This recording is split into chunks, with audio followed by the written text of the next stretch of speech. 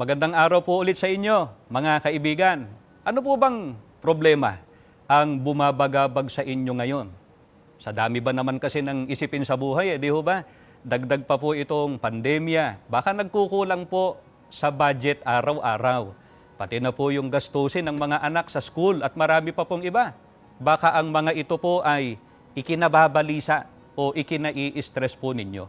Alam nyo ho, para sa mga tunay na Kristiyano, sa Panginoon Diyos sila patuloy na naglalagak ng tiwala. Ano man ang mangyari sa kanilang buhay. Gaano pa man yan katindi. Bakit po kaya gano'n? Na ang mga tunay na Kristiyano po ay sa Diyos nagtitiwala. Ang sagot po niyan ay nakasulat po sa Biblia. Dito po sa unang Pedro, sa 5 at 7, ganito po ang mababasa. Na inyong ilagak sa Kanya ang lahat ng inyong kabalisahan, sapagkat kayo'y ipinagmamalasakit niya.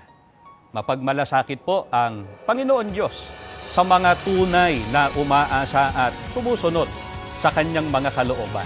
Maaari tayong ipagmalasakit ng ating kapwa, maaaring mahal sa buhay yung mga kaibigan pa natin. Subalit, may hangganan po ang kanilang magagawa para sa atin. Ang pagmamalasakit po ng Panginoon Diyos ay wala pong hanggan. Kaya matuto tayong magtiwala sa Panginoon Diyos.